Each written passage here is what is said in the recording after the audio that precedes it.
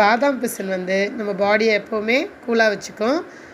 இதில் ஆன்டிஆக்சிடென்ட்ஸ் அதிகமாக இருக்குது. இது கொலஸ்ட்ராலை ரெடியூஸ் பண்ணுறதுனால வெயிட் லாஸ்க்கு ஹெல்ப் பண்ணும். பீட்ரூட் வந்து பார்த்திங்கன்னா ஹார்ட்டுக்கு ரொம்ப நல்லது. இது வந்து கொலஸ்ட்ராலை ரெடியூஸ் பண்ணும்.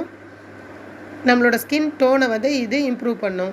ஸோ இன்றைக்கி பீட்ரூட்டும் பாதாம் பிசினும் வச்சு தான் இன்றைக்கி ஒரு ஜூஸ் ரெசிபி பார்க்க போகிறோம். இதுக்கு வந்து பார்த்திங்கன்னா பாதாம் பிசின் ஒரு 6 துண்டு எடுத்து 1.5 கிளாஸ் தண்ணி ஆட் பண்ணி நைட்டே ஊற வச்சுருங்க. இதை ஒரு மூடி போட்டு அப்படியே வச்சுருங்க. நைட்டு ஃபுல்லாக இது ஊறட்டும். இப்போ பீட்ரூட் வந்து ஒரு பவுலில் கட் பண்ணி எடுத்துக்கோங்க. நாட்டு சக்கரை 5 ஸ்பூன் எடுத்துக்கோங்க. பாதாம் பிசின் நைட் ஊற வச்சோம் பார்த்திங்களா, அதை எடுத்துக்கோங்க. ஸோ இப்போ இது எல்லாத்தையும் மிக்ஸி ஜாரில் ஆட் பண்ண போகிறோம். பீட்ரூட், பாதாம் பிசின் பாருங்கள் எப்படி ஜெல்லி மாதிரி ஆகிடுச்சின்னு, இந்த மாதிரி ஆகிடும். ஸோ அதையும் ஆட் பண்ணிக்கோங்க. இப்போ நாட்டு சக்கரை ஆட் பண்ணிக்கோங்க. ஒரு 5லேருந்து 6 ஸ்பூன் தேவைப்படும். ஸ்வீட்னஸ் கம்மியாக வேணுங்கிறவங்க கம்மியாக போட்டுக்கலாம். ஸோ இது எல்லாத்தையும் 2 கிளாஸ் தண்ணி விட்டு மிக்சியில் அரைச்சி வடிகட்டிக்கோங்க.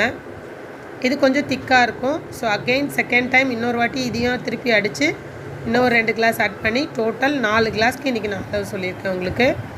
ஸோ 4 கிளாஸ் ஜூஸ் வரும். இதில் நீங்கள் கம்மியாக வேணும்னா பீட்ரூட் கம்மியாக போட்டுக்கோங்க, பாதாம் பிசினும் கம்மியாக ஊற வச்சுக்கோங்க. ஸோ நீங்களும் ட்ரை பண்ணி பாருங்கள். உங்களுக்கு பிடிச்சிருந்ததுன்னா வீடியோவை லைக் பண்ணுங்கள், சேனலை சப்ஸ்கிரைப் பண்ணுங்கள், உங்கள் ஃப்ரெண்ட்ஸுக்கு ஷேர் பண்ணுங்கள். தேங்க்யூ.